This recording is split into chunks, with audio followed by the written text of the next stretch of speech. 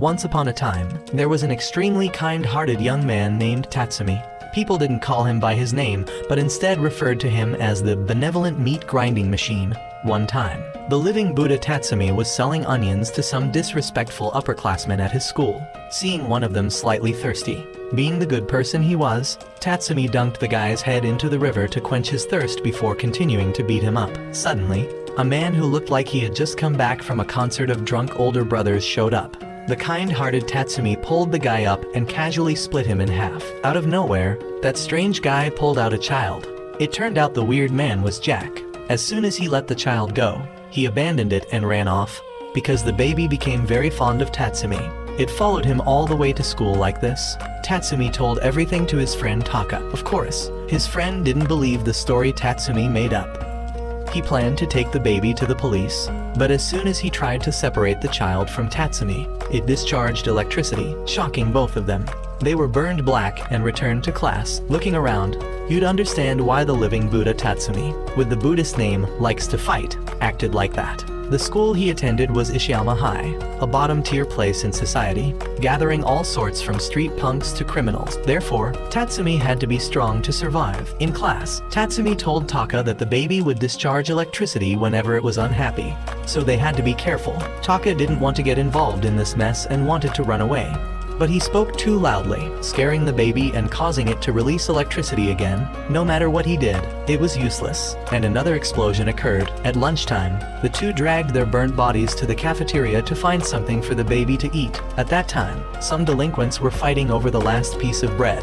Tatsumi stepped up to grab it, but the baby had disappeared. It grabbed the bread and threw it away, seemingly enjoying watching others fight. Up in the sky, a girl suddenly appeared, seemingly searching for someone. Meanwhile, at Taka's house, Tatsumi was trying to shove the responsibility of raising the child onto his friend.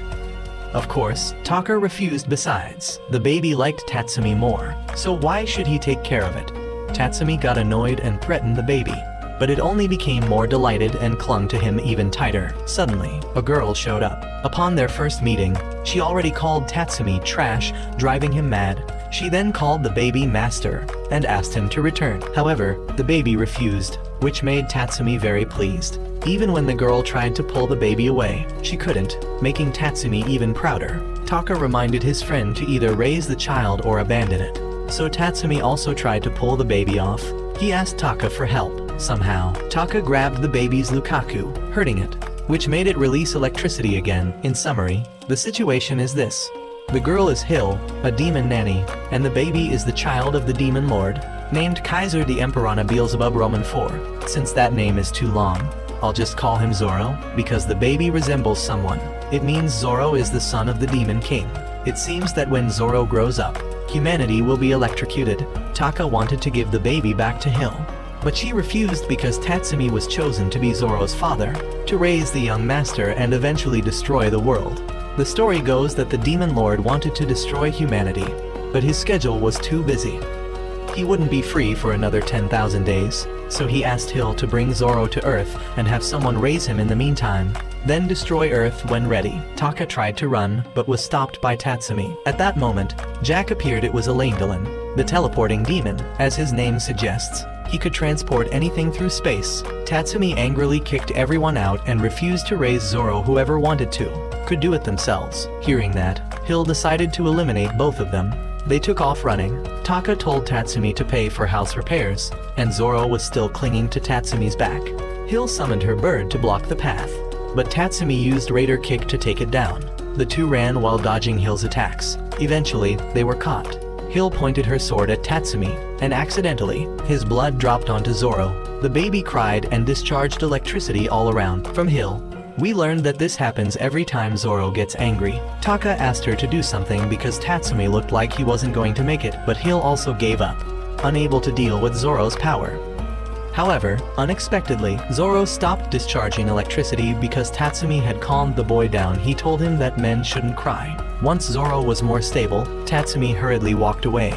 But then, the Eiffel Tower suddenly collapsed and was about to fall on Zoro. Reflexively, Tatsumi rushed over to shield him. Shockingly, both of them unleashed their power and destroyed the entire tower. Tatsumi, exhausted, passed out. When he woke up, He thought it had all been a ridiculous dream, but Hill and Zoro were still there since the afternoon. She announced that from now on, she and Zoro would live here with Tatsumi to take care of the young master. Hill then took Zoro downstairs to greet Tatsumi's family.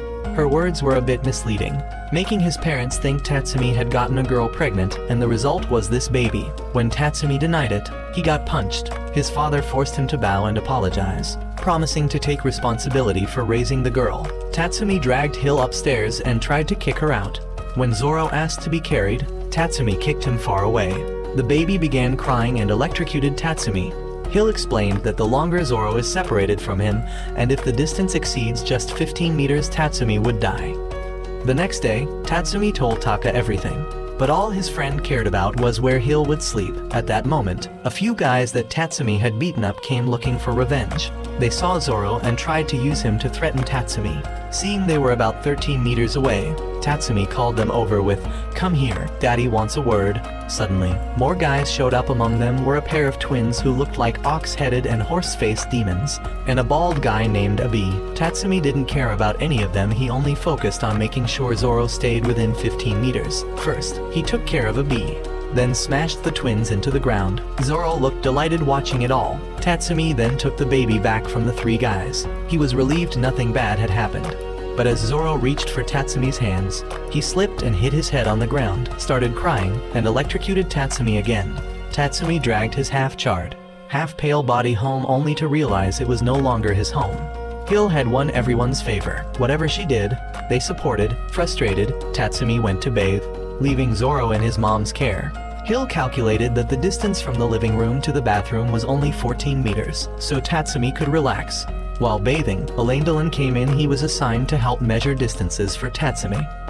With that going on, how was he supposed to bathe in peace?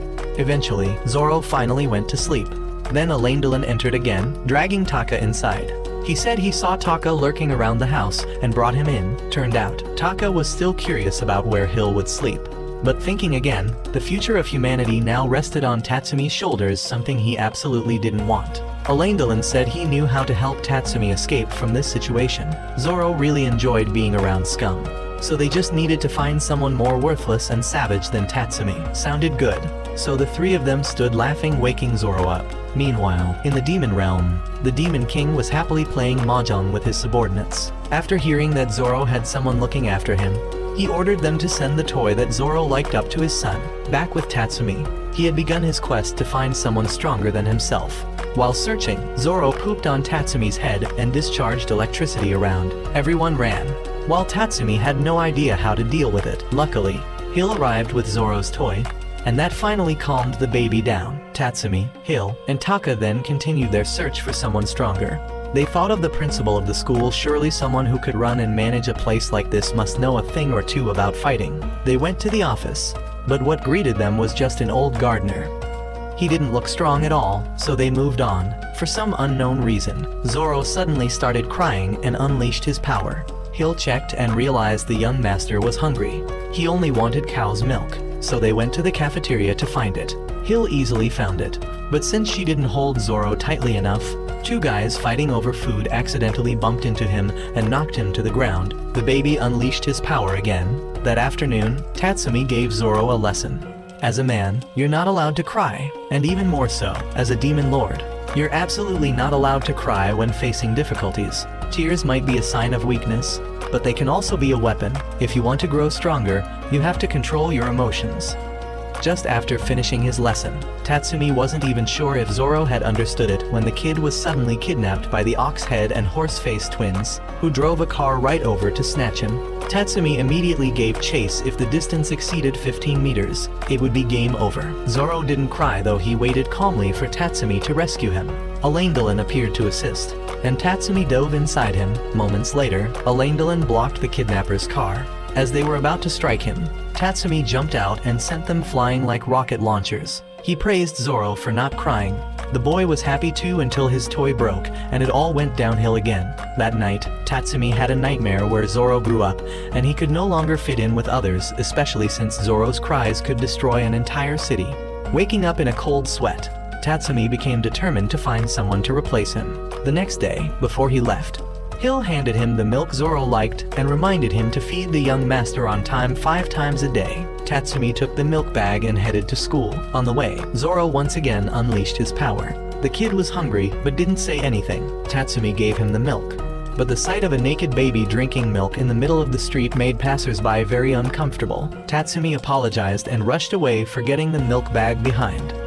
At school during break, Zoro attacked again. Tatsumi reached for the milk, only to realize it was gone. Seeing Zoro about to cry, he tossed the baby to Taka so he could go look for the milk. Of course, Taka didn't want to die. At that moment, Elaine showed up to take care of Zoro in Tatsumi's place. Why was he there?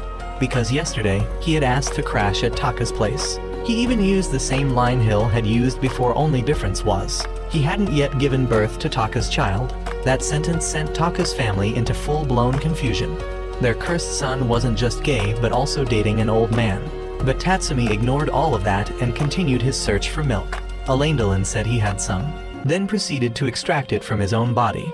He even pinned Taka down to milk him too. Tatsumi bolted straight to the cafeteria. At the vending machines, there were all kinds of milk, but Zoro only wanted cow's milk. And it was sold out. Only one machine had it left. Tatsumi managed to buy it just before 3 thugs could. They tried to beat him up, but he took them down first. After guzzling down the milk, Zoro finally stopped crying. The 3 beaten thugs warned Tatsumi. They were underlings of Kanzaki, a guy who'd sent tons of people to the hospital. Hearing there was a strong guy, Tatsumi was thrilled. He might be his ticket to freedom. Kanzaki, meanwhile, also heard about Tatsumi from the Oxhead and Horseface duo. Tatsumi then went to the 3rd year area to look for Kanzaki. When he found him, the guy looked like the perfect scumbag, a real trash human Tatsumi could appreciate. Zoro seemed to like him too. But now Tatsumi didn't know how to bring up the idea of handing Zoro over. That's when Taka showed up to help. He warned that if Tatsumi caused trouble, the 3rd years would gang up on him. So he said Tatsumi wanted to join Kanzaki's gang. Since Kanzaki had heard Tatsumi was strong, he was interested but wanted to test him first. He sent out a guy with twin braids named Shiro to fight Tatsumi. Shiro was extremely confident, but Tatsumi knocked him out with 1 clean punch to the chin. Kanzaki was pleased and welcomed him into the gang. However, Shiro stood back up, begging Kanzaki for one more chance. Kanzaki found it annoying and beat his own underling. That only made Tatsumi like him more. Shiro begged again he'd do anything to stand beside Kanzaki, so Kanzaki told him to jump off the building. If he survived, he'd consider it. Then, for Tatsumi's first mission, Kanzaki told him to throw Shiro off the roof. But Tatsumi thought the one who needed to be thrown off was Kanzaki himself. He punched Kanzaki in the face. Kanzaki retaliated by tossing a milk carton to distract him and tried a surprise attack, but Tatsumi had already seen it coming. He grabbed Kanzaki's leg and threw him right out the window. Zoro was thrilled, but in the end, Kanzaki still wasn't the chosen one. Tatsumi, frustrated, vented to Elaine and Taka. That night, Tatsumi had another dream. This time, he was drifting peacefully on the ocean. But it quickly became clear that Zoro had wet the bed again, so Tatsumi struggled to wake himself up.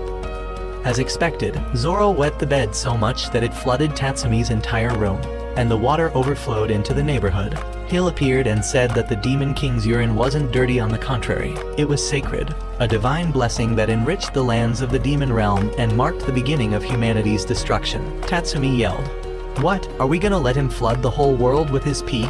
He tried to wake Zoro up. At that moment, Elaine arrived with Taka, who panicked, almost drowning in a child's urine. Tatsumi told Hill to find a solution, and she brought out a diaper for Zoro. This special diaper transported his pee to another dimension.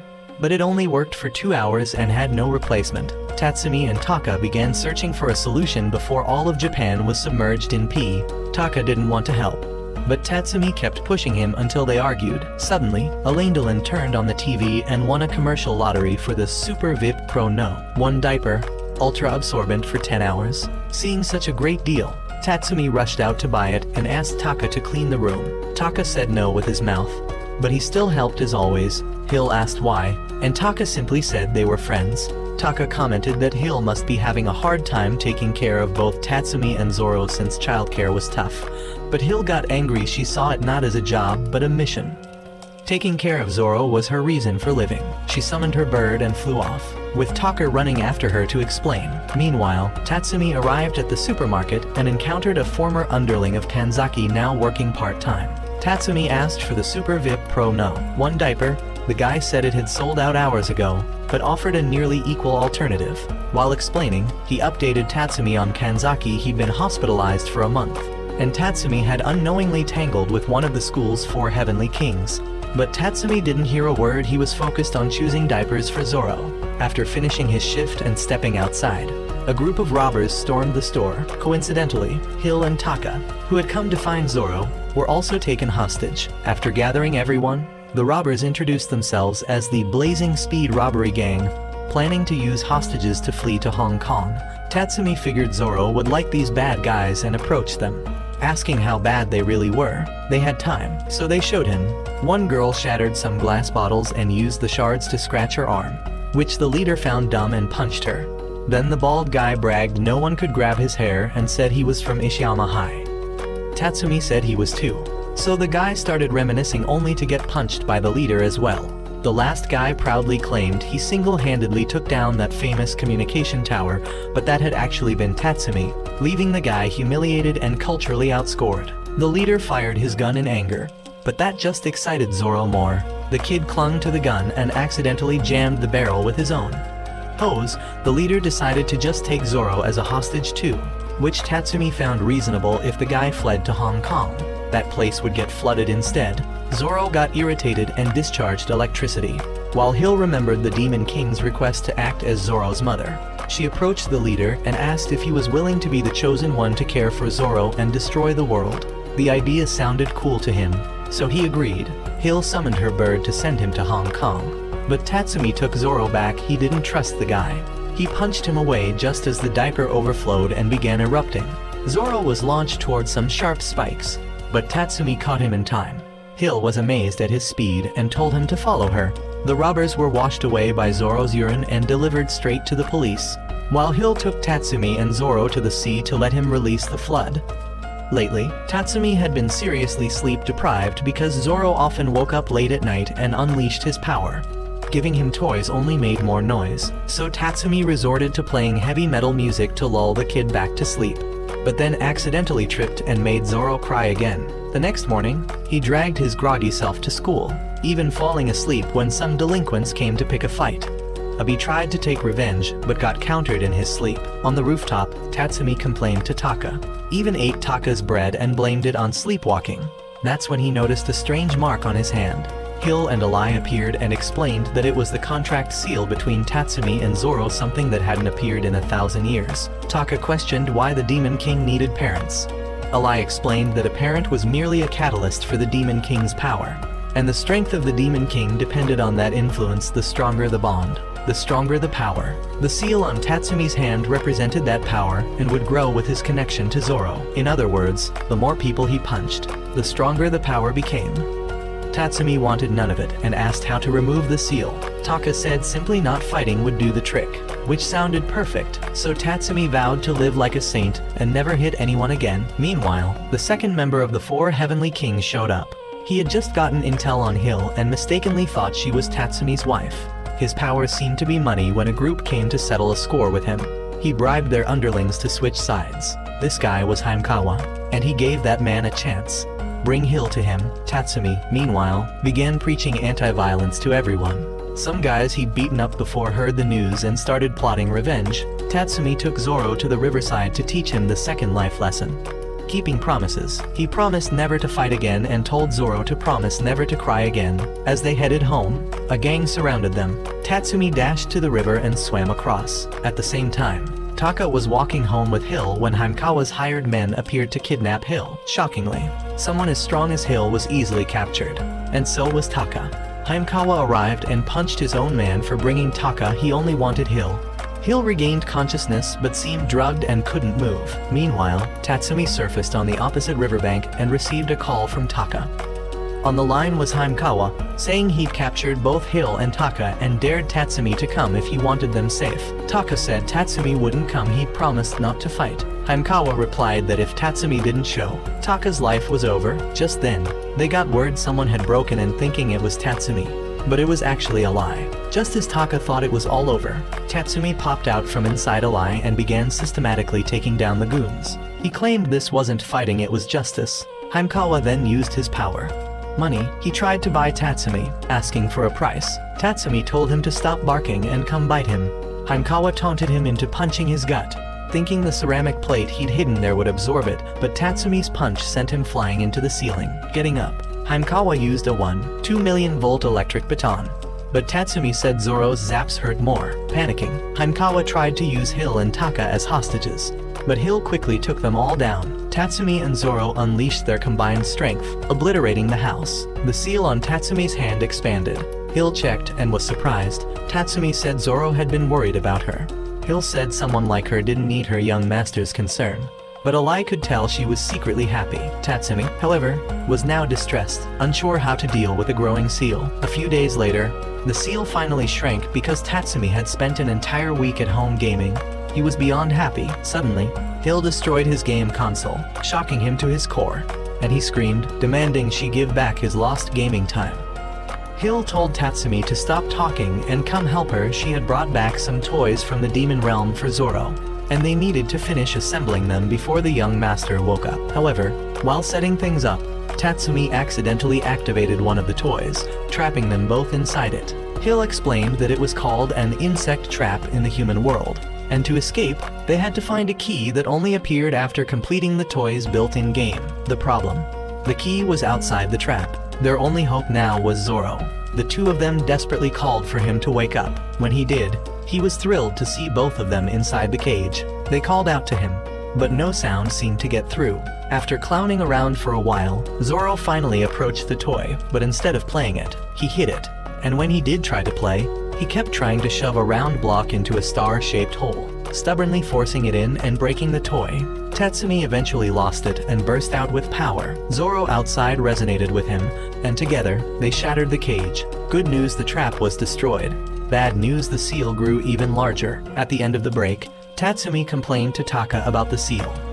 He had tried grinding games at home the whole time, but Hill kept destroying his consoles, not wanting to die. Tatsumi declared he needed to become a model citizen, and asked Taka to help him. Taka refused, saying Tatsumi couldn't go even a few hours without punching someone.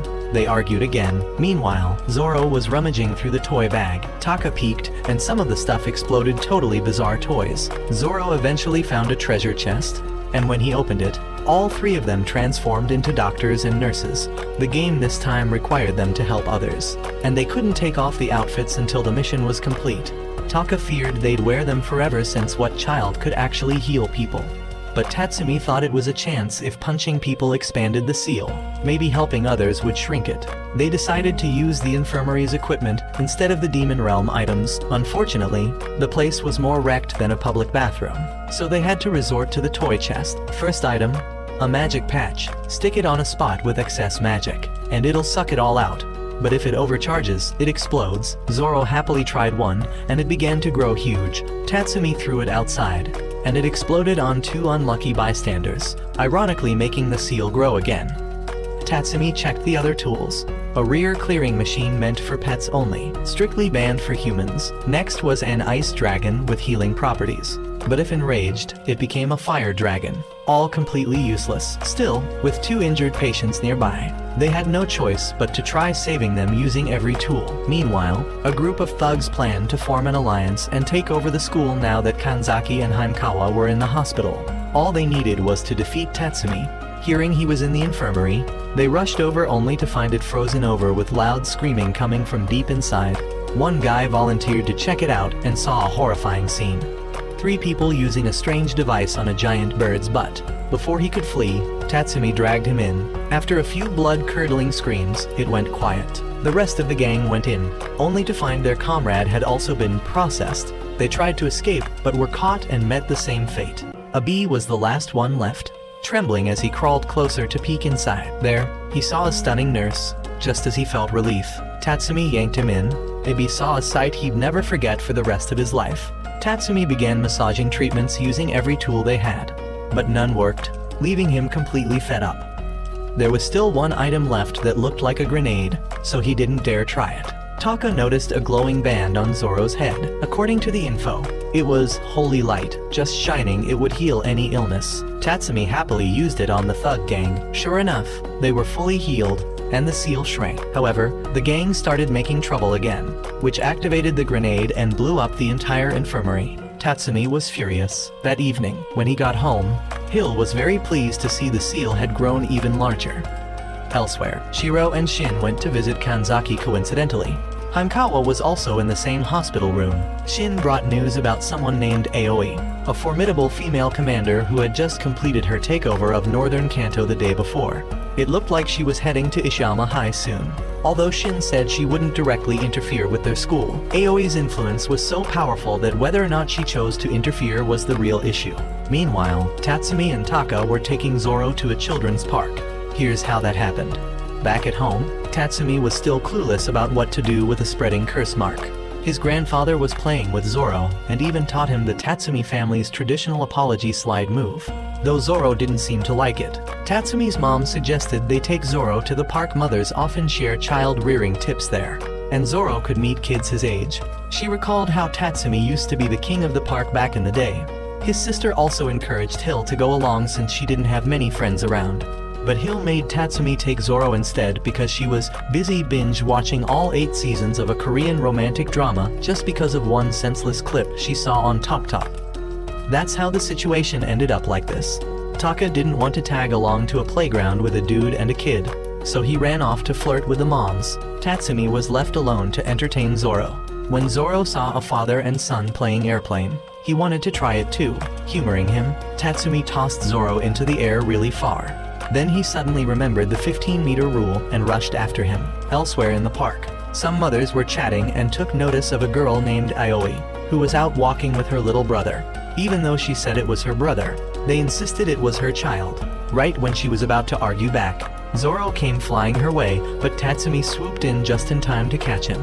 The moms recognized Tatsumi from that infamous milk feeding on the street incident. Thinking this was a perfect opportunity to exchange parenting tips, Tatsumi and Zoro flashed a confident grin, only to terrify all the moms into fleeing. When Aoi approached to talk, Tatsumi suddenly confessed his love to her, though it turned out he was just trying to connect as park buddies. The love he referred to was about the shared experience of parenting. Hearing his bizarre story, Aoi decided to help him. First step: greetings, that didn't go well. Second, start a conversation. Tatsumi pulled out a top-tier No. 1 Vipro diaper, a hugely popular brand, and thought it would be the perfect icebreaker. Aoi brought Tatsumi to the group of moms, and as soon as they heard the diaper brand, they gathered excitedly.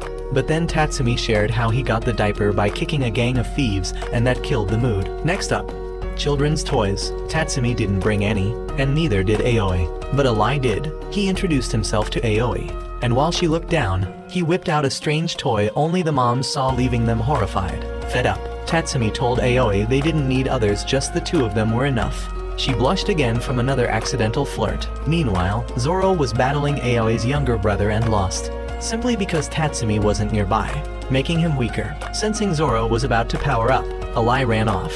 When Tatsumi was done scolding a lie and turned back, Zoro was gone. Panicking, he ran around searching for him, needing to close the gap before it passed 15 meters. A lie popped up again with a tape measure, so Tatsumi punched him away. Fortunately, he found Zoro playing in the sand with Aoi's brother. Just then, the moms returned with the police, seeing a pretty girl. The officer tried to show off in front of her by trying to arrest Tatsumi. But Tatsumi was too intense, so the guy's attempt backfired. When Aoi intervened, the officer got pissed and started verbally insulting her. Before she could respond, Tatsumi delivered a Wild West-style kick to the groin and launched the guy straight into the nearest garbage bin where he belonged. Then he ran off with Zoro. That evening, when Aoi returned to her shrine, a group of girls were waiting for her, revealing she was the very same warlord Shin had warned about. The next day, Tatsumi was slowly getting used to caring for Zoro. He figured Hill should do it instead, but she countered with gender equality arguments, saying he needed to stop pushing parental responsibility onto others. After all, being chosen by the Demon King was a great honor. Outside, Taka seemed unusually cheerful that day, excitedly calling Tatsumi to school. When asked why, he revealed that the warlord Aoi had returned, and with her return, the female students had also come back. Aoi arrived at school flanked by her 2 loyal aides, the red-haired Mba and the black-haired Chiaki. Taka was thrilled. His life had been nothing but a sausage fest for too long, and now the tides had turned. Grabbing Tatsumi by the head, He dragged him off for some girl hunting. Amid a smoke screen, Taka thought he saw a hot tomboy, but it turned out to be a lie, the 50-year-old femboy. Panicking, he yanked Tatsumi and ran. Meanwhile, Aoi and her squad were inspecting the school grounds, unfazed by all the boys trying to flirt with them. Abe took the initiative, pretending to trip so he could peek under Chiaki's skirt, but she blasted him into a wall with a hydraulic gun. Another guy challenged Aoi, saying if he won, she had to date him.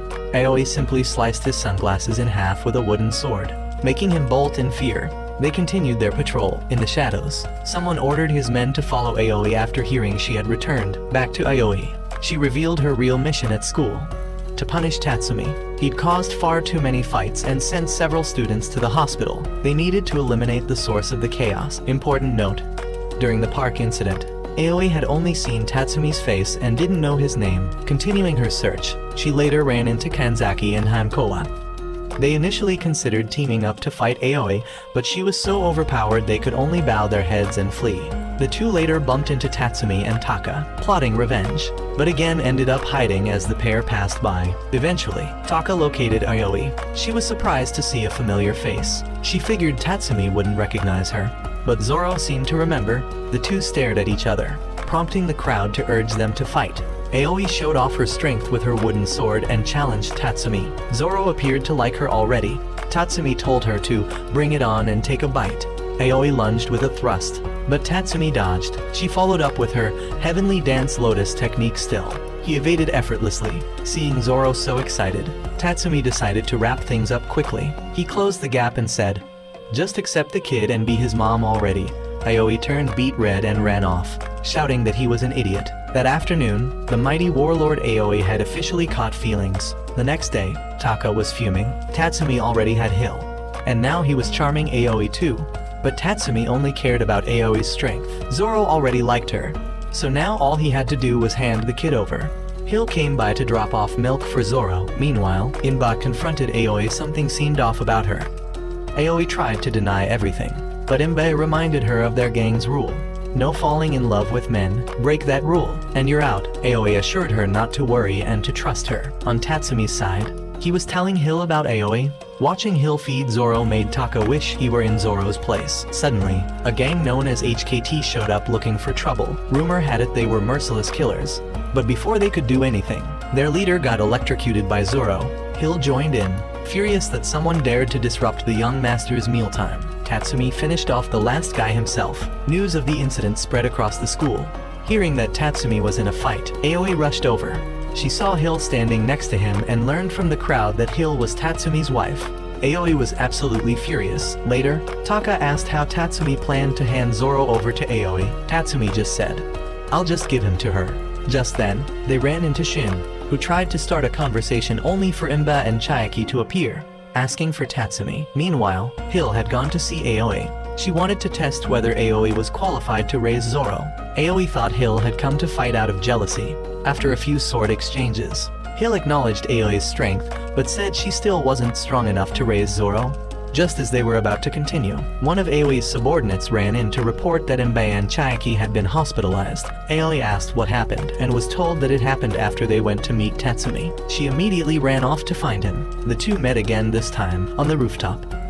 Aoi swore she would never forgive him. Tatsumi, clueless about what he was being forgiven for, thought it was the perfect chance. He handed Zoro over to her. Aoi, confused and irritated, demanded to know what he'd done to her two subordinates. Tatsumi, assuming she meant Kanzaki and Haimkawa, casually said, "Trash belongs in the trash." Enraged, Aoi attacked him. Meanwhile, Inba had regained consciousness and remembered what happened when she met Tatsumi. Zoro had spotted a cat and went to confront it alone. The cat bit him, triggering a power surge. Tatsumi panicked and had to scoop Zoro up and flee. On the way back to Aoi, Inba and Chiaki were ambushed. Realizing it was a trap, Inba tried to escape to warn Aoi, but the HKT gang blocked her. As it turned out, everything had been orchestrated by Miwa, a narcissist who despised Aoi. Back on the rooftop, Tatsumi wasn't fighting back, just letting Aoi hit him. Inba struggled to hold off the gang, but there were 4 of them, and she stood no chance. Just as she was about to be overwhelmed, Shin arrived. Inba ran over to stop Aoi and revealed Miwa's entire scheme.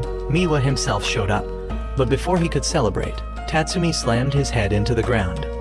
Every time Miwa tried to stand up, Tatsumi forced him back down until he couldn't get up anymore. Tatsumi then resumed the fight with Aoi, but she admitted defeat and apologized for misunderstanding him. However, Tatsumi still handed Zoro over, saying he thought taking a beating was all it took for her to adopt the kid, obviously. A rule he made up himself. Taka and Hill had been watching the whole thing. Hill was disappointed that Tatsumi refused to fight a woman, while Aoi was baffled. "Isn't Zoro your kid?" Tatsumi replied that he was just forced to raise him, and that Hill was a demon. Right on cue, Hill appeared and took Zoro back. Aoi asked if she felt no shame forcing others to take care of her kid. Hill simply said, "If you have a problem, step up and take a bite." After school, Tatsumi still hadn't given up on handing Zoro off to Aoi. She passed by him dressed like a normal schoolgirl. At home, when Tatsumi's older sister walked into the living room, everything was a mess. Everyone was annoyed, especially Zoro, who was glaring at a cat. She asked what was going on. No one answered. Alai, hiding under the table, asked for permission to explain. Earlier that day, on the way home from school, Tatsumi had stopped to buy his favorite greasy skewers.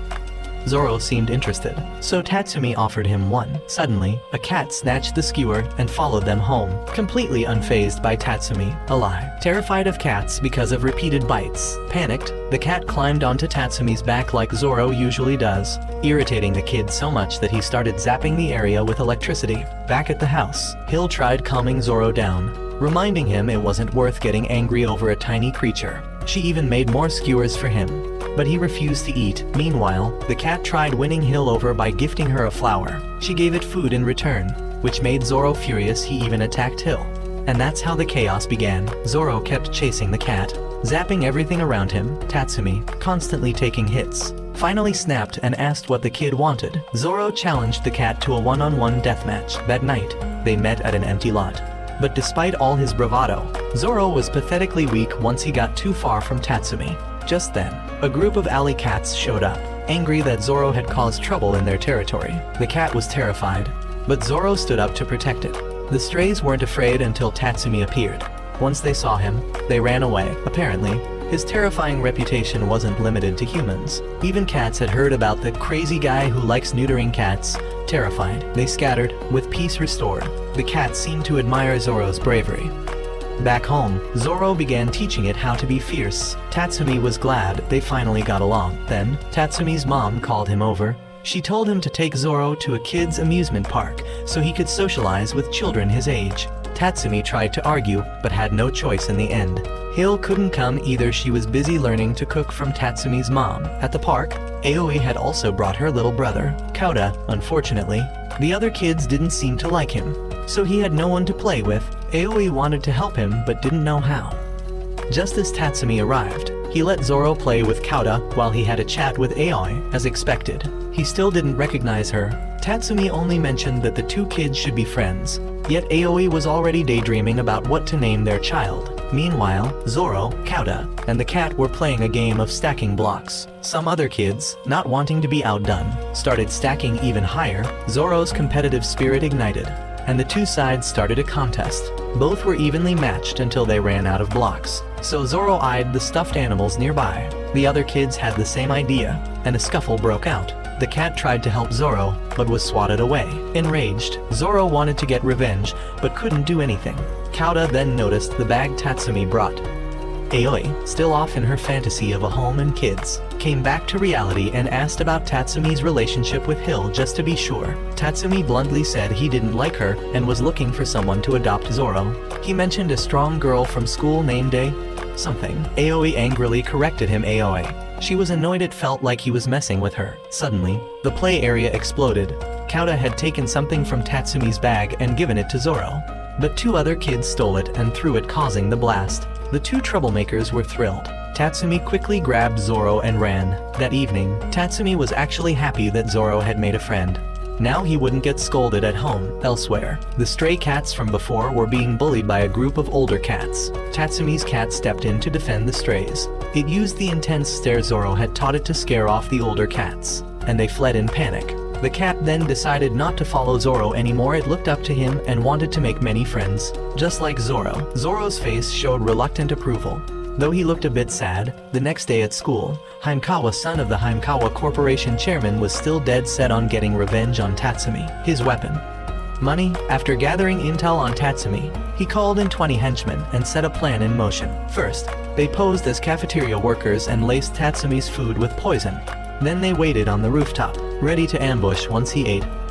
Just as Tatsumi was about to take a bite, Hill appeared, bringing food she and Tatsumi's mom had cooked. Sensing something was off, Tatsumi gave it to Taka to eat first. Sure enough, Taka collapsed dramatically. Seems Hill used too much magic garlic again. Tatsumi, however, was unaffected by the cake he ate. He'd eaten so many of Hill's creations that he'd built immunity to laxatives. Hankawa, seeing his plan fail, tried to move on to plan B, but the real cafeteria lady appeared and gave him a proper punishment for messing up her kitchen.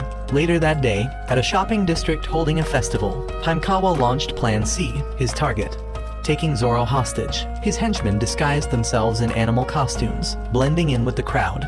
He even hired a celebrity character Zoro liked. Posters were plastered everywhere. Even Taka was excited, let alone a kid like Zoro. The moment the character approached, though, Zoro sensed something was off. When he got close enough, Tatsumi landed a solid Western-style punch. Taka asked why. Tatsumi explained, "That's a fake. The Bunryaru mascot uses red chopsticks, not yellow ones." After another failure, Hankawa moved on to plan D. Tatsumi and Taka stopped by the skewer shop. While eating, Taka was distracted by a beautiful woman who asked if she could borrow Zoro for a bit. Taka was about to oblige when Alai showed up and intervened in a jealous rage. Alai then exposed her as a cross-dressing man. With the plan foiled, Hankawa brought out his whole gang. Not wanting to fight around Zoro, Alai absorbed the whole group into himself and transported them to a deserted island to settle things. The next day, Hankawa was completely depressed. He'd spent all his money hiring people, costumes, and even a helicopter ride back. His henchmen abandoned him once they learned he was broke. Now, he had to survive on his own until next month's allowance. With no one left to boss around, he had to buy his own food. That's when he ran into Shiro and Shin. He asked why they were following Kanzaki. Shiro gave a vague, mysterious reason, while Shin simply said he did whatever seemed fun. The two walked ahead, leaving Hankawa behind. He couldn't even go to the cafeteria anymore since the lunch lady had it in for him. Still not giving up on his revenge against Tatsumi. This time Hankawa painted his chopsticks to avoid getting exposed. But his hair betrayed him, and Tatsumi sent him flying with an Mu-style kick. Undeterred, Hankawa considered disguising himself in women's clothes. Suddenly, another gang also targeted Tatsumi. One of them even carried a bazooka. Hankawa stepped in to block their way, declaring this was Ishiyama territory and outsiders had no business here. Seeing him alone, the gang wasn't afraid. But money wasn't Hankawa's only strength. He held his own against them. Even if he took a few hits, he used gadgets like a stun baton. And when one guy aimed a bazooka, Hankawa blocked it with his baton. When he came to, only Kanzaki remained. He had finished off the rest. Kanzaki even gave Hankawa milk after learning he couldn't afford food. The two found they actually got along a bit. The next month, Hankawa bought lots of milk to repay Kanzaki, warning him the repayment period was only a month, so he'd better drink fast. Meanwhile, Tatsumi was completely sleep-deprived. Zoro had been crying every night for 3 days, and no matter what Tatsumi did, the boy wouldn't stop. If only he suffered, it would have been fine, but now the whole city was affected. According to Hill, Zoro's cries could spread to neighboring countries. People were trying to sell off Tatsumi's family assets out of desperation. Tatsumi's father performed the family's legendary apologetic pose. It looked cool, but didn't help. Tatsumi urged Hill to find a solution. She suggested getting rid of the angry mob, but he told her to focus on getting Zoro to sleep. She thought maybe the boy needed relaxation, and Tatsumi suggested taking a bath. However, Hill warned that Zoro hated hot water, due to a previous incident when he bathed with a demon lord who soaked too long and turned Zoro red all over.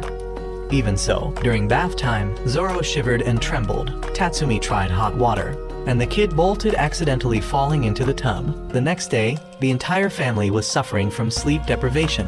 Tatsumi asked everyone to help find a way. His mother suggested playing with Zoro all day to tire him out. Tatsumi's father volunteered to be Zoro's horse, but he was too weak, and the boy refused. Tatsumi ended up crawling on all fours for 4 hours, while Zoro still showed no signs of fatigue. Tatsumi was ready to die.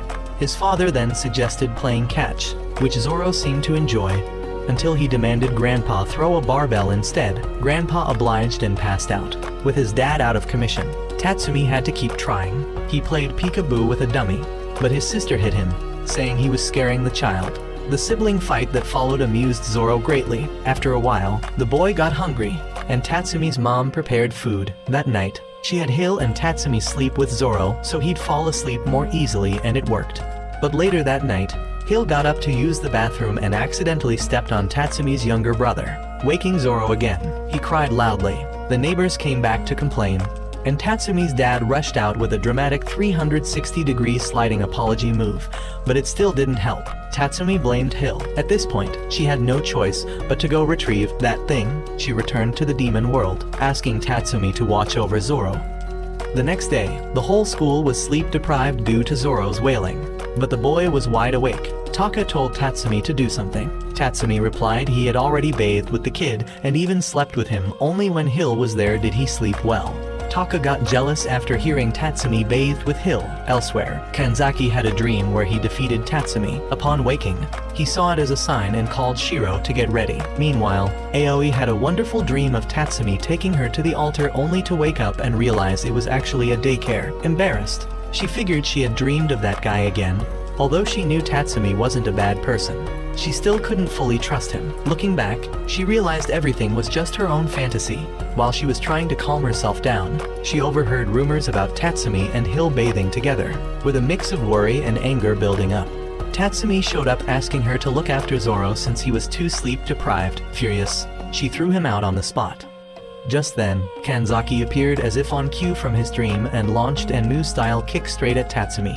But Tatsumi was completely unfazed and effortlessly threw him aside. Meanwhile, Hankawa had also dreamt of hiring a top-tier assassin to deal with Tatsumi. When he woke up and saw Tatsumi walking by, he and his gang followed behind and zapped Tatsumi with a stun gun. Already tired and now being messed with by a bunch of idiots, Tatsumi snapped and swiftly dealt with them before heading home. Back home, he brought Zoro into the room only to find that Hill had already brought the toy. Zoro liked the cry of the Snake King. Upon hearing it, Zoro instantly fell asleep. Unfortunately, that toy was even noisier than Zoro's crying, making it impossible for anyone else to sleep. Just as one problem was solved, another emerged, something more terrifying than Tatsumi at Ishiyama High. The annual exams. The subjects were Japanese, math, science, and social studies. Given the students' 200% refusal to study, they were all doomed. Even Tatsumi didn't want to fail, so he started studying too. Back in the demon world, the Demon King played mahjong while asking about his son's condition.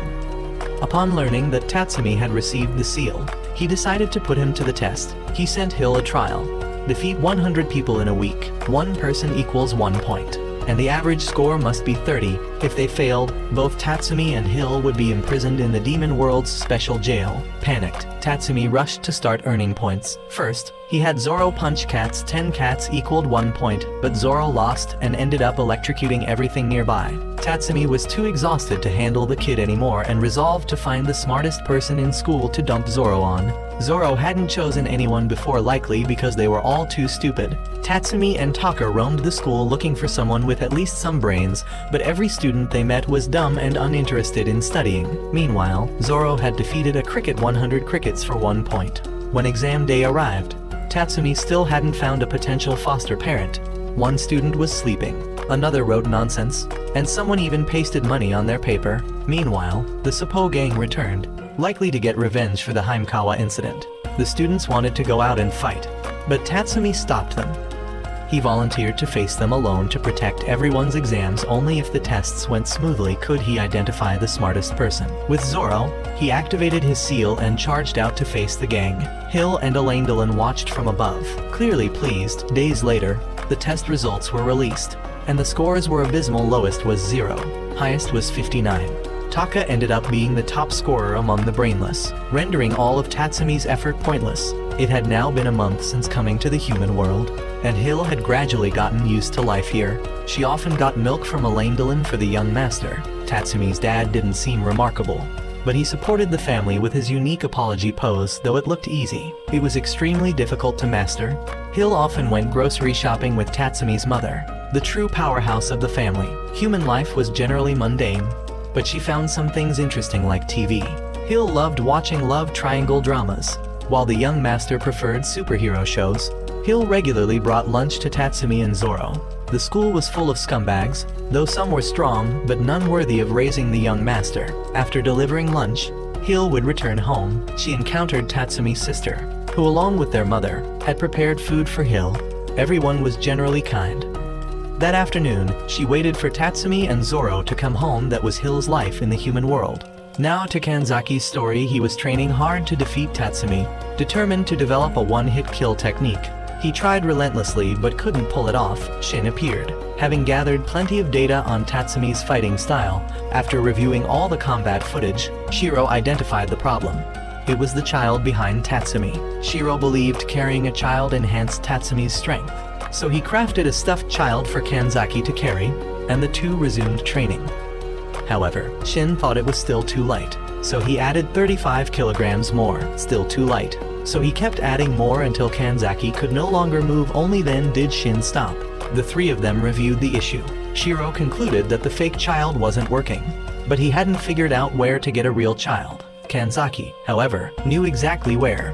He went home and asked his father to make another one. He was kicked out immediately. Since that plan failed, they needed a new idea. Shiro considered using a cat, but that wouldn't work either. He then targeted some elementary school kids, but ended up getting caught by the police. Kanzaki suggested giving up on this ridiculous plan, but Shiro wasn't done. He disguised himself as a child and told his boss to carry him. Kanzaki thought it was weird, but he went along with it if it meant defeating Tatsumi. Shin pointed out that Shiro's disguise still wasn't convincing. Since Tatsumi's kid didn't wear clothes, that meant Shiro had to strip too. Gross. But for his boss, he did it. Naturally, both of them were arrested. After getting out of the police station, Kanzaki left alone. Back to Tatsumi on Sunday. He just wanted to stay home and read manga, but Zoro wanted to go out, so he had no choice but to take him. On the way to the park, they ran into Taka, so the three went together. But of course, Taka didn't come with any good intentions. He was hoping to pick up hot single moms. Coincidentally, they ran into Aoi, who looked very worried because she had lost Kauta. She assumed Taka would recognize her, but since he was thinking with the wrong head, he didn't. She explained she lost her kid. Meanwhile, Kanzaki, sitting deep in thought at the park, encountered Kauta, who wanted to play on the swings. Kanzaki joined him, and it hit him this was exactly what he needed. Tatsumi's group also began searching for Kauta. They suspected there might be a kidnapper around. Though Tatsumi wasn't convinced, Aoi thought he was just trying to comfort her. But actually, Tatsumi was disappointed the kidnapper hadn't taken the burden off his hands. Taka, on the other hand, was extremely motivated to help a single mom. Back with Kanzaki, carrying a child really did make him stronger. But he didn't want to face Tatsumi just yet. He wanted to perfect his one-hit kill technique first. After watching Kauta do a few flips, Kanzaki had a revelation. Tatsumi's group arrived, and when Kanzaki found out Aoi was the boy's sister, he returned him. As soon as Zoro saw Kauta, he wanted to fight. Kauta also looked at Kanzaki with eyes that said, "Fight." Kanzaki obliged and leapt into the air for a double kick. The move was indeed powerful if it hit, but Tatsumi simply stepped back and dodged, leaving Kanzaki frozen midair. That afternoon, Kanzaki explained everything was a misunderstanding. He said goodbye to Kauta and promised Tatsumi a rematch someday. Tatsumi admitted the double kick was pretty strong. Worn out from the park trip, Taka went home to shower. Suddenly, Elendilin barged in offering to scrub his back. He even blushed while staring at Taka, who screamed in terror. The next day, Taka told Tatsumi the whole story, saying he couldn't take that perverted old man anymore and begged Tatsumi to get rid of him. Tatsumi agreed there were no strong candidates left in school, but Taka knew one person from the Four Kings, Tojo, an incredibly strong guy. The problem was he always had part-time jobs, so no one knew where to find him. The three searched the school for information. Soon, a rumor spread that Tatsumi had challenged Tojo.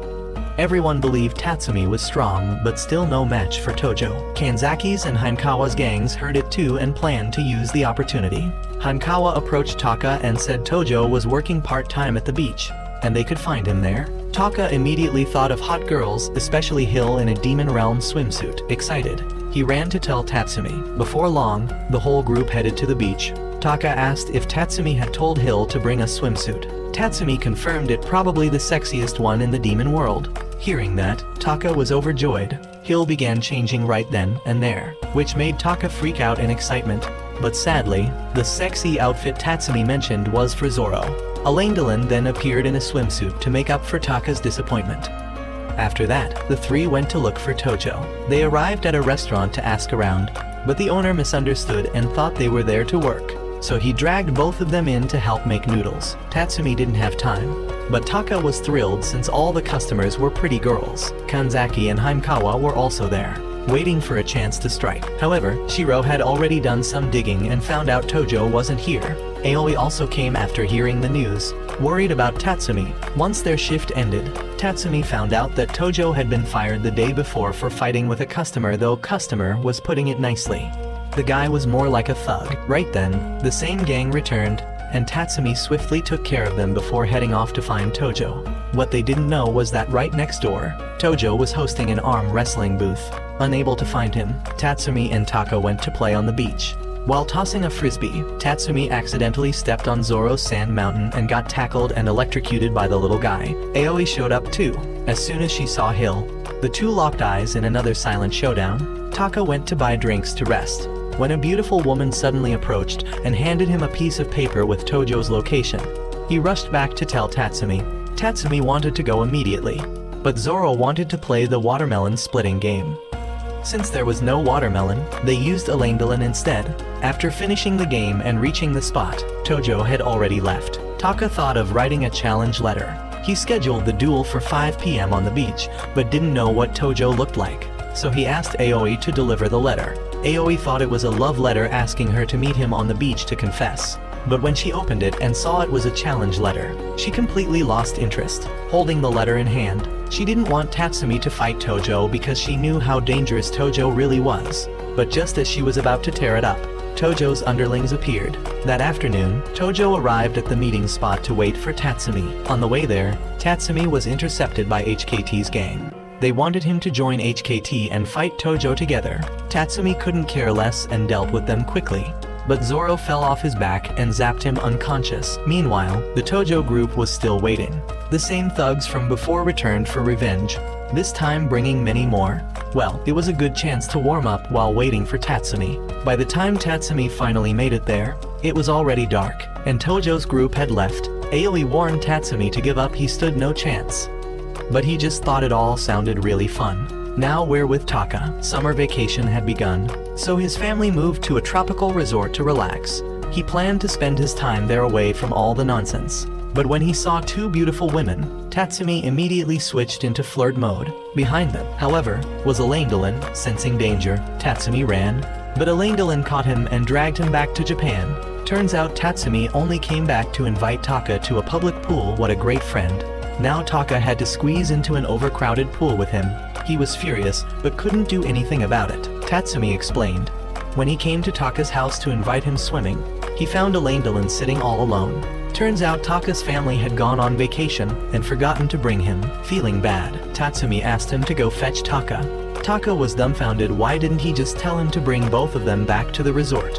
Now that he thought about it, Tatsumi finally realized how dumb he'd been. Frustrated, Taka went to get a drink and ran into Chiaki, who was with a few members of Aoi's group.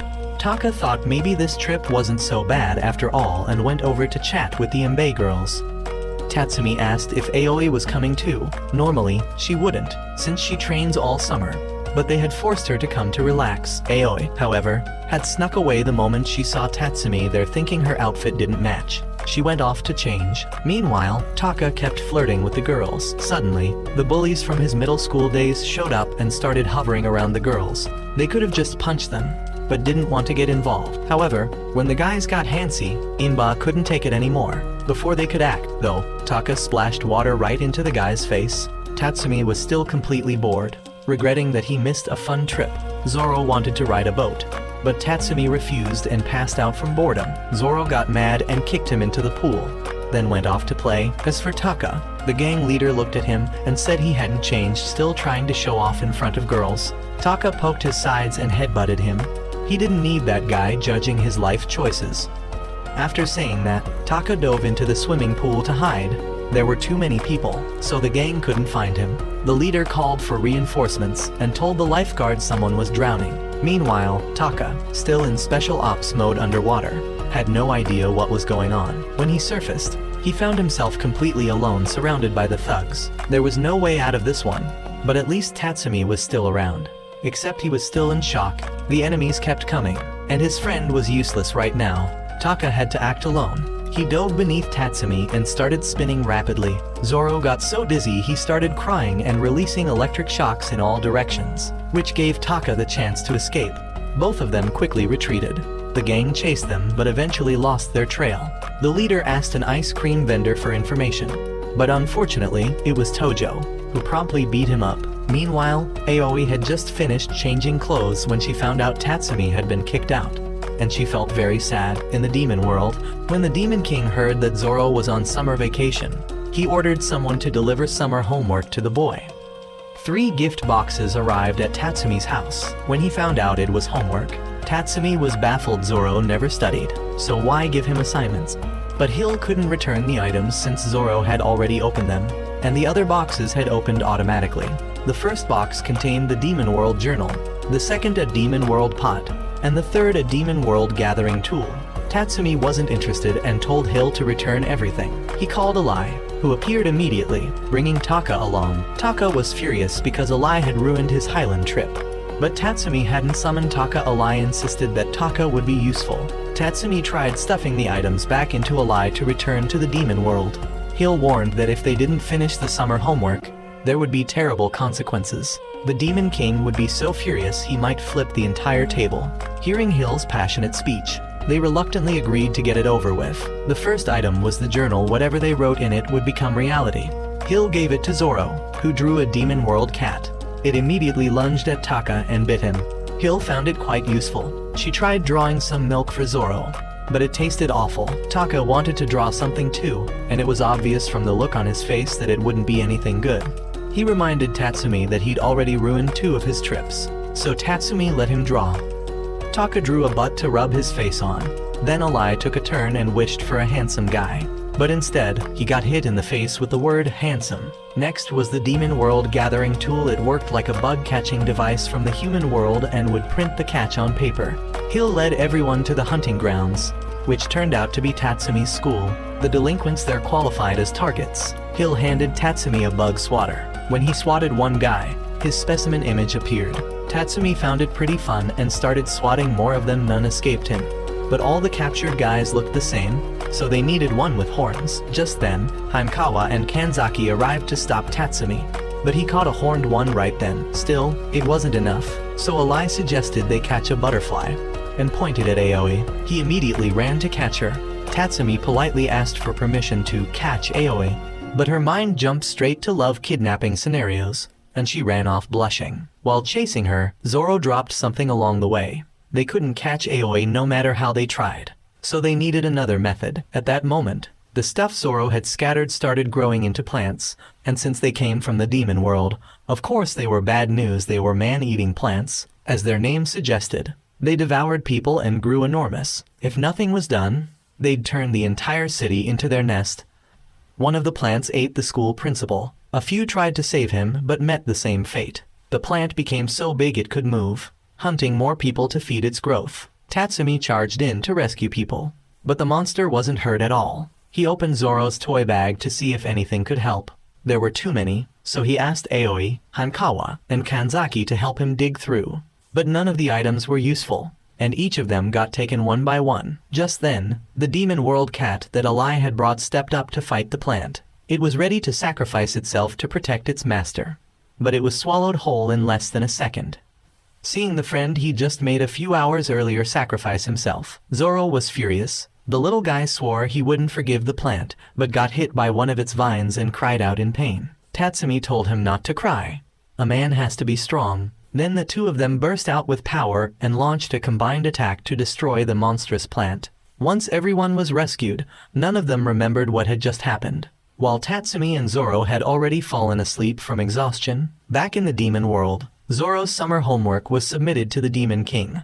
But since he was busy having fun, he told his underlings to just send Zoro a certificate of achievement instead. The next day, Tojo arrived at school and found the place in chaos. Upon learning Tatsumi was responsible, he actually found it all very amusing. Meanwhile, at Tatsumi's house, he was feeling unbearably hot. Even with the air conditioner on, the temperature was still 38 degrees C. It was global warming at this rate. The Earth would be doomed even without a Demon King. Tatsumi's sister and Hill walked in and also felt the heat. The reason? Zoro had a heat stroke, so now they had to find a way to cool him down. Just then, Taka showed up again, begging Tatsumi to get rid of Zoro because a lie had messed with his image again, inviting him to sleep together right in broad daylight. Tatsumi's sister brought out an inflatable pool to bathe Zoro. When Taka heard Hill would bathe too, he cheered up instantly. But when they put Zoro into the pool, the cold water turned boiling hot. No one could get in. Taka refused to give up and demanded they take Zoro to the bathtub instead. Then a lie appeared and dragged Taka off to bathe. Zoro's condition kept getting worse. When he tried to drink milk, the entire bottle shattered. He no longer emitted heat, he was storing it all inside. He began acting hyper and rolling on the ground. The crest on Tatsumi's hand vanished too. Things were more serious than Hill expected.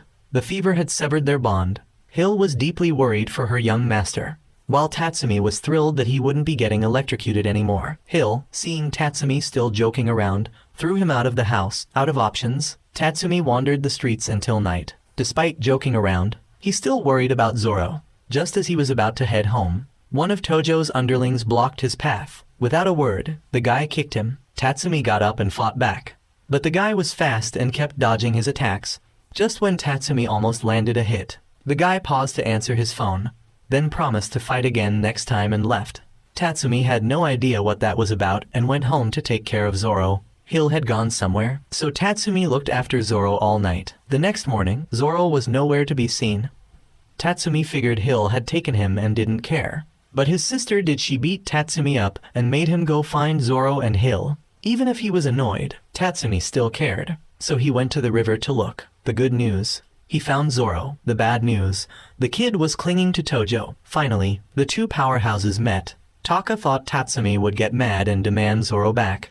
But instead, Tatsumi was overjoyed he'd finally found a replacement. He turned to leave, but Taka stopped him. He wanted to make sure Tojo was worthy of raising Zoro. Tatsumi asked Tojo how he ended up with Zoro, but Tojo said he'd only answer if Tatsumi beat him. And so, the fight began. Tojo had heard of Tatsumi and wanted a fair brawl. They both threw punches simultaneously, but Tojo's was stronger and sent Tatsumi flying. Normally, no one could stand up after one of Tojo's punches, but Tatsumi was different. He got back up and landed an equal punch that sent Tojo flying too. They clashed again and again. Tojo explained that he found Zoro wandering the streets last night. He'd take care of the kid until his parents were found. Tatsumi launched a barrage of 12 rapid punches. In the process, he accidentally revealed a crest on Tojo's shoulder. Tojo then unleashed his power and launched Tatsumi 30 meters into the air, sending him crashing into the river. The fight ended, and Tojo took Zoro with him. Tatsumi could only watch in frustration. By nighttime, Tatsumi finally dragged himself home only to find Hill already there waiting. She'd gone everywhere looking for a doctor for Zoro. What she brought back looked like some sort of creep monster, and inside Tatsumi's room was a little girl. Tatsumi wasn't sure how a kid who looked like a fourth grader could save anyone. The little girl, clearly annoyed, kicked Tatsumi straight in the groin, calling him weak and saying the room stank and wasn't worthy for Zoro to stay in. Enraged, Tatsumi attacked, but she dodged everything effortlessly. Moments later, the strange creature beside her smacked her to stop the commotion. Hill then introduced the little girl as Dr. Furcus and the monster as his assistant, Lamia. Tatsumi couldn't believe that this thing was a doctor. Still, the doctor had come all the way here, and if the patient wasn't even present, there wasn't much he could do. Based on what Hill described of Zoro's condition, the doctor suggested it might just be teething fever, a common thing in children. But this case was a bit different. In the human world, there was no vessel strong enough to contain Zoro's demonic energy, which was why Zoro had broken his link with Tatsumi to keep Tatsumi from being harmed.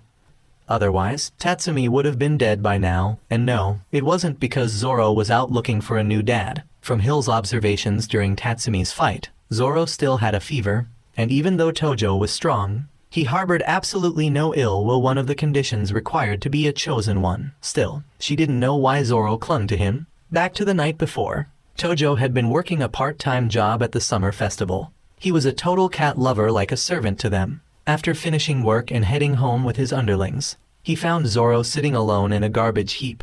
He called out to Zoro like calling a stray cat. With a fever-clouded mind, Zoro mistook him for Tatsumi and clung to him. So Tojo decided to raise him. In short, Tatsumi needed to get stronger if he wanted to be worthy of Zoro. Defeating Tojo was the only way to prove it. Of course, Tatsumi hadn't given up. He vowed to defeat him.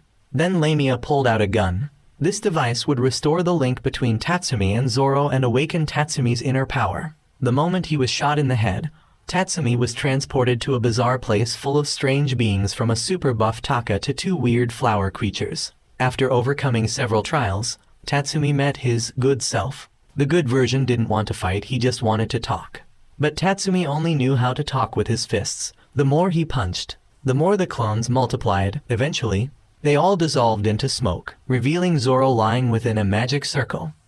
Meanwhile, outside, Zoro's body had begun a rejection process. 6 hours passed with no sign of Tatsumi waking up, and Lamia assumed he was dead, so she happily started planning his funeral. Suddenly, Tatsumi returned, stronger than ever, now confident. He set out to reclaim Zoro. Meanwhile, Tojo was chatting with his underlings when Kanzaki and Himekawa arrived. Not long after, Shiro visited Tatsumi while he was bathing and explained everything.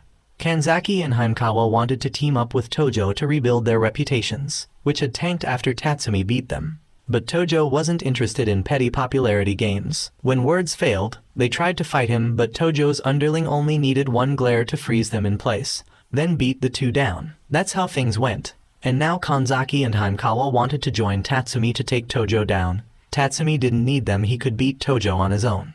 But the two acted like Tatsumi owed them, so he dragged them along just to shut them up. First stop, they looked for the guy who fought Tatsumi before. But suddenly, a gang of punks showed up, trying to prove themselves worthy of joining Tojo's crew. Annoyed by the noise, the guy Tatsumi was looking for left, telling them to handle the trash. The thugs had numbers, but no skill. Kanzaki and Himekawa easily wiped out a few, and Tatsumi finished the rest in a blink. The group then headed to the meeting point. Meanwhile, the guy who had fought Tatsumi before showed up at school to find Tojo, but another bunch of wannabes trying to join Tojo's crew blocked the way. Tojo already said he wasn't recruiting and didn't want to fight, but they didn't listen. He left without a word. Just then, Tatsumi's group arrived. Even though they could fight, the numbers were too much for Kanzaki and Himekawa. Luckily, Aoi's crew showed up to help. She claimed she had no ulterior motives, but clearly, she did. She carved out a path for Tatsumi to move forward. Meanwhile, Tojo was at school with two of his guys, preparing to watch the fireworks. He believed Zoro would feel better seeing them. As the fireworks lit up the sky, all eyes turned toward the dazzling display.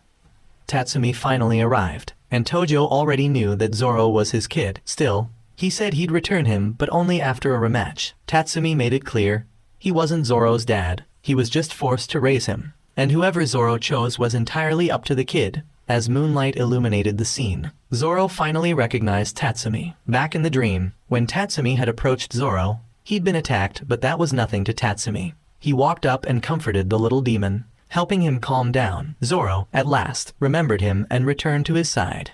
Now there was only one thing left: settle the score with Tojo. Just then, Taka finally showed up. Outside, Kanzaki and Himekawa prepared to face Tojo's two underlings. Tatsumi let Zoro watch. This was his fight now. The battle began with Tatsumi launching a flurry of blows. He landed a solid hook, followed by a gut punch, but his combo was stopped when Tojo blocked it with his forehead. Meanwhile, Aoi had finished off the small fry and came inside to see Tatsumi.